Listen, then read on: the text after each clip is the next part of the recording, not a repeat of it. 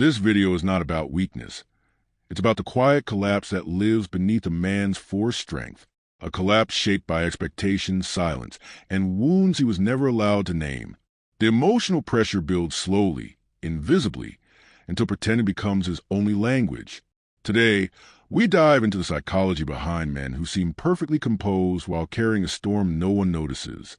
There's a kind of suffering that no one sees. A man can smile, work, protect, survive, yet something inside him collapses in complete silence. He becomes the one who always says, "I'm fine," even as the weight inside grows heavier, sharper, more unbearable. This is the emotional burden men carry behind their own shadow, the kind that never screams, never asks, never breaks out loud, but breaks them from within. Every man carries a wound he never explains. It doesn't bleed. It doesn't bruise. It doesn't leave marks anyone can point to. Yet it defines him more deeply than his achievements, his titles, or the image he has spent years constructing. This wound is invisible not because it is small, but because it was buried so early that he grew up believing it was simply part of who he is. For many men, the wound begins in childhood, not in dramatic explosions, but in subtle absences. A father emotionally distant, a mother overwhelmed, a household where softness felt dangerous, where vulnerability was mocked, ignored, or punished. He learned something critical. His emotions were too heavy for others. So he swallowed them, again and again, until he forgot what it felt like to truly need anything. Over time, the silence becomes companion, a shield, a home, but also a prison. It whispers things he eventually mistakes for truth. You handle everything alone. If you break, no one will help you. Asking for support makes you less a man. So he grows into adulthood wearing an armor he never chose. People praise his strength, reliability, stability. They see a man who doesn't complain, who never hesitates, who seems unshakable. But strength built on suppression is not strength. It is survival, and survival has a cost. Deep inside, the wound evolves. It becomes a quiet exhaustion, a numbness, an ache that reappears at night. When he finally stops performing strength for the world, his mind replays childhood lessons disguised as instincts. Stay quiet, stay composed, stay strong. Even when every part of him is pleading for release. This hidden wound shapes everything. How he loves, how he argues, how he avoids, how he fears intimacy yet craves it at the same time, how he shuts down emotionally without understanding why. Relationships become especially complicated. His partner senses the walls, feels the distance, but he can't explain it. Not because he doesn't care, but because his emotional vocabulary was stolen from him before he even learned it. When feelings overwhelm him, he retreats, not to punish, but to survive. He becomes a man who sits in silence, staring at the floor, unable to translate his pain into words. The wound also shows up in ambition. Some men bury themselves in work. Others chase validation. Some hide behind humor. Some turn to anger because it's the only emotion they were ever allowed to express without shame. But beneath all these behaviors lies the same truth. He has never been taught how to hold his own pain gently. Psychology explains that when emotional expression is blocked for too long, the nervous system enters a permanent state of tension. The body becomes a vault. The jaw clenches. The chest tightens. The breath shortens. He doesn't notice the weight because he's been carrying it for decades. But the body remembers what the mind refuses to process. This is why so many men crumble silently. Why they suddenly feel empty at 30, 40, 50. Why they wake up feeling like something inside them has collapsed. It's not sudden. It's accumulated grief. Grief for all the emotions they were never allowed to feel, all the words they were never allowed to say, all the moments they needed comfort but were taught to man up instead. But here's the tragedy. Because the wound is invisible, no one ever asks about it. No one sees the weight behind his calm expression. No one imagines the storm behind his composure. So he keeps playing a role he learned as a boy. The protector, the provider, the one who absorbs everything and releases nothing. The hidden wound stays hidden because the world prefers men who don't bleed, men who don't cry, men who don't fall apart. But a man who cannot fall apart cannot truly heal. And the longer the wound stays untouched, the deeper it grows. This is the beginning of the collapse behind the mask, the wound that destroys men who appear perfectly fine. The wound may begin in childhood, but its echo lives in the present. It appears in a man's adult life as something subtle, almost invisible, yet it shapes us every day. Psychology calls this emotional incongruence, when the outside contradicts the inside so profoundly that the man becomes two different people, the one the world sees and the one who suffers silently when no one is watching. Modern society praises a mask.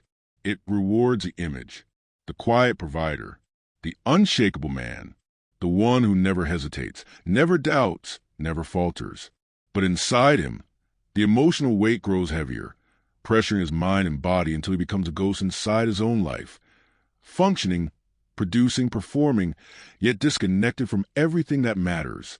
This is the modern symptom, a man who appears perfectly fine while carrying a storm that erodes him from within. He wakes up tired, though he slept. He feels pressure in his chest, but can't explain why. He walks through his routine as if moving underwater, slow, heavy, numb. His body functions. His mind calculates. But his emotional world is frozen. He doesn't cry, not because he doesn't feel, but because his feelings have no exit. He becomes a master of detachment. Conversations become scripts. Smiles become reflexes. He says, "I'm good," before anyone finishes asking. Not because he's lying, but because he no longer knows how to access the truth. And those around him almost always believe the act. He might even convince himself, but his behaviors betray him. He avoids emotional conversations, not out of disinterest, but fear. He dismisses praise because it feels undeserved. He gets irritated quickly, the pressure leaking out in small bursts. He isolates himself when overwhelmed, unable to explain the weight that chokes him. He becomes hyper-functional, productive to the point of self-destruction. Work becomes a distraction. Responsibility becomes a drug. As long as he is busy, he doesn't have to feel. But the moment he stops, the silence returns like a wave, pulling him under. He senses something is wrong, but he can't name it, so he tries to compensate. Maybe he lifts heavier, works longer, sleeps less, gives more, endures more. He tries to outrun an internal collapse by moving faster, harder, louder. But emotional weight cannot be outrun. It follows him into every room, every relationship, every moment of stillness. In relationships, the symptom becomes painfully clear. He loves deeply but expresses poorly. He wants connection but feels unsafe when it gets too close. He craves softness but fears exposure. His partner sees his distance, misinterprets it as indifference, and he doesn't know how to correct the misunderstanding without revealing the vulnerability he's been trained to hide. So he apologizes, withdraws, forgets himself. He becomes responsible for everyone else's feelings except his own. He may even reach a point where he feels like a stranger inside his own life. The man he presents to the world feels like a costume, heavy, stiff, impossible to remove without falling apart. And this dissonance creates a quiet despair, a sense of living without truly living. The modern symptom also appears in the body. Psychology calls it somatization, emotional pain converted into physical discomfort. He feels fatigue with no clear cause, muscle tension that never releases, headaches that linger, a tightness in the chest like a hand gripping him from the inside. He constantly feels like he's carrying something heavy, though he can't identify what. The world praises him as strong, reliable, consistent, but inside, he is collapsing slowly, silently, invisibly, under the emotional burden of pretending. And because no one sees the weight, no one helps him carry it. This is the tragedy of the modern man. He appears whole, while breaking in places he was never allowed to show. The symptom is not the collapse itself. It is a silence that precedes it, a silence that grows deeper every time he says, "I'm fine," while drowning internally, a silence that becomes so familiar he mistakes it for his personality, a silence that destroys him quietly while the world applauds his composure. Every broken man has a story he never told, not because it was too dramatic, but because it was too ordinary. Pain doesn't always come from catastrophe. Often, it grows in the small, quiet moments where a boy learns his feelings are inconvenient unwelcome, or unsafe. The real cause of his emotional collapse begins long before adulthood. It begins in childhood, subtle, unspoken, invisible. Psychology calls them microtraumas. Moments so small they don't look like trauma, yet powerful enough to shape a man's emotional identity. A father who said, "Stop crying." A mother who said, "Be strong." A teacher who said, "Boys, don't act like that." A friend who laughed when he expressed fear or sadness. He learned early that vulnerability was a mistake, and mistakes are punished. So he adapted. He survived by becoming what others needed him to be. Strong, silent, useful. He discovered that the world reacted better to his strength than his softness. He learned that emotional expression brought chaos, while suppression brought approval. And like any child, he chose a path that ensured love, safety, and belonging. Years later, those lessons became chains. Chains he doesn't remember putting on. Chains he doesn't know how to remove. This is the real cause. A man who is conditioned to amputate parts of himself just to be accepted. As he grows, society reinforces the message. Boys become men, but the rules stay the same. Control your emotions. Handle it. Don't be weak. The world doesn't tell him how to handle it. It only demands that he does. So he becomes emotionally self-sufficient in the worst possible way. He stops asking for help even when he's drowning. Psychologists call this alexithymia, the inability to identify and express emotions, not because he lacks emotion, but because he was never allowed to practice feeling them safely. He becomes a man who can describe what he thinks, what he plans, what he intends, but not what he feels. He becomes a stranger to his own emotional landscape. He senses a storm inside but has no language to describe it. Relationships expose this wound brutally. His partner asks, "What's wrong?" He answers, "I don't know." And the tragic part is, he's telling the truth. He genuinely doesn't know, because the real cause is buried under decades of silence, decades of performance, decades of being praised for emotional numbness disguised as strength. Men like him learn that emotions make them a burden, so they try to become weightless. But weightlessness is just another form of disappearance. Another way of saying, my needs don't matter. Deep down, he carries a belief he never says out loud. I'm only valuable when I'm strong, which secretly means I'm worthless when I'm vulnerable. This is the root of his suffering. A belief so destructive it makes every emotional struggle feel like a personal failure. When he feels sadness, he hides it. When he feels fear, he suppresses it. When he feels overwhelmed, he works harder, and the weight grows. Not because life is unfair, but because he refuses to let anyone see him bleed. The real cause continues to grow in adulthood through emotional isolation. A man can be surrounded by people, family, co-workers, friends, and still feel alone because no one truly knows him, not even himself. He constructs a protective armor so thick that love cannot enter. He provides but does not connect. He listens but does not share. He comforts others but never asks for comfort. He becomes indispensable but emotionally unreachable. People admire him but don't understand him. People rely on him but don't support him. People praise him but never ask what he needs. This imbalance drains him slowly, quietly, inevitably. And because pain has no outlet, it mutates. It becomes anger, sarcasm, detachment, or numbness. It becomes insomnia. It becomes exhaustion. It becomes losing interest in things he once loved. It becomes a quiet self-destruction disguised as responsibility. Underneath everything, every achievement, every sacrifice, every attempt to be the strong one, lies a simple, painful truth. He is still the boy who was punished for feeling, and he doesn't know how to be anything else. This is a real cause, not weakness, not failure, not lack of discipline, but an emotional wound he was never taught to heal. A wound buried so deeply he mistakes the bleeding for personality. A wound that grows heavier each year. He continues pretending everything is fine. There comes a moment in a man's life when the weight he carries stops being silent. It doesn't explode. It doesn't scream. It simply sinks. Slowly, heavily, like a stone descending into dark water. At first, he barely notices the shift. A sigh, that lasts a little longer. a night of sleep that doesn't restore anything, a sudden irritation over something small, an ache in the chest disguised as stress. But this is how the breaking point arrives. Quietly, the same way he learned to suffer. Psychology describes as emotional overload, but it doesn't feel like overload to him. It feels like the world is getting heavier while he gets weaker. It feels like he's failing at a role he never chose but forced himself to play.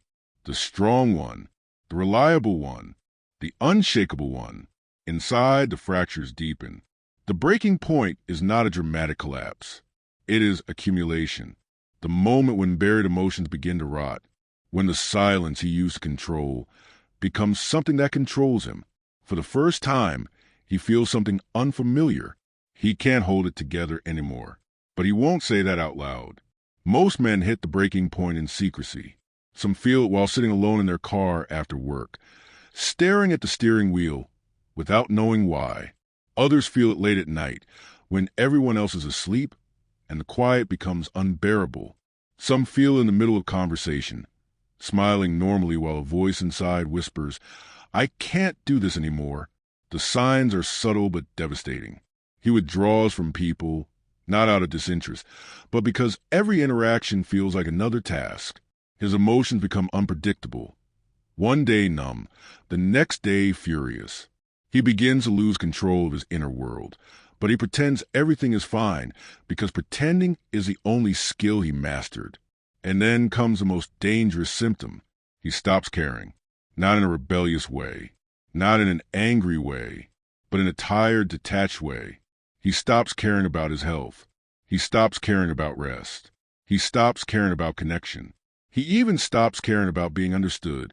This emotional numbness is often mistaken for strength, but it is actually the final stage before collapse, a psychological shutdown, the system powering down because it can no longer handle the pressure. This is not weakness. This is survival.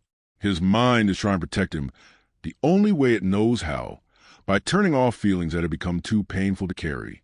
But suppressing emotions doesn't erase them, it traps them. And what a man traps long enough eventually leaks into every part of his life: his work, his relationships, his behavior, his body. Anxiety disguised as discipline. Depression disguised as tiredness. Loneliness disguised as independence. The breaking point reveals the truth he has avoided his entire life. The same silence that once protected him is now destroying him. He reaches a moment where the mask feels too heavy, where being strong feels like a prison instead of virtue, where he wonders, often quietly, if anyone would notice if he disappeared, where he begins to understand that no one can rescue him because no one knows he needs rescuing.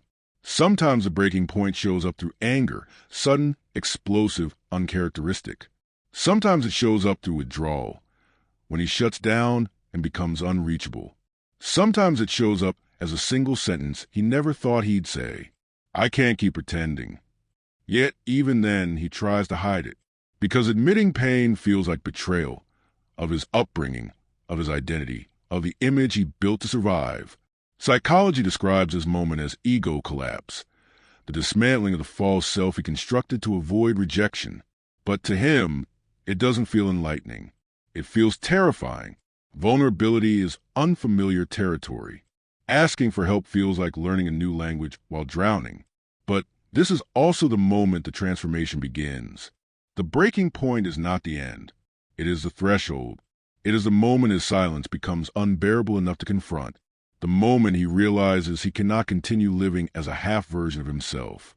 The moment he recognizes that strength without emotional truth is just armor, heavy, suffocating armor. And somewhere, buried beneath the exhaustion, he feels a small, almost forgotten desire.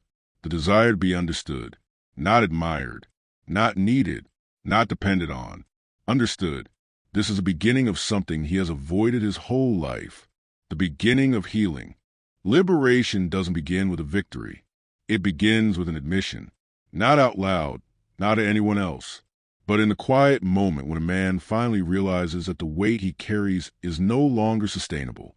This recognition is not dramatic. It's not cinematic. It's not triumphant. It's simply honest. And honesty, for a man who built his life on silence, is the first act of rebellion.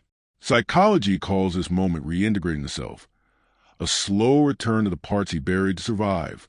But to him, it feels more like walking back into a home he abandoned long ago, unsure if he'll recognize what's inside. Liberation is not light. It is not joy. It is clarity. The clarity that comes when he stops fighting his own emotions and begins watching them instead. When he realizes that what he feared wasn't the pain, it was the meaning hidden behind it. The memories he never touched. The wounds he never named. The losses he pretended didn't matter. For the first time, he allows himself to feel without labeling it as weakness. The anger that was never anger, just grief. The numbness that was never numbness, just exhaustion. The strength that was never strength, just armor. And as the armor loosens, he discovers something unfamiliar. He is still standing. He didn't collapse without the mask. He didn't disappear without the performance. He didn't fall apart without the persona he built. He survived the moment he feared the most, being emotionally visible to himself. This is the beginning of true liberation, not fixing everything, not healing instantly, but confronting what is avoided calmly, steadily, silently.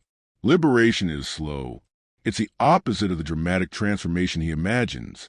It happens in small, unremarkable moments, when he stops apologizing to himself for feeling, when he wonders what he truly wants instead of what he should want, when he stops carrying responsibilities that were never his, when he lets himself rest without guilt. These shifts are subtle, but they change everything. Because for the first time, he is not trying to impress, protect, or defend anyone. He is trying to understand himself. Psychology explains that men raised in emotional scarcity often develop what's called a functional identity, a version of themselves built for surviving, not living. Liberation begins when that identity cracks, and a deeper, quieter part emerges. The part that wants peace more than approval, presence more than productivity, connection more than control. He starts asking questions he never allowed himself to consider. What if strength is the ability to feel, not suppress? What if he doesn't need to be invincible to be worthy? What if vulnerability is not exposure, but release? What if he doesn't have to do everything alone? These questions don't provide immediate answers, but they open a door. Liberation is not an explosion.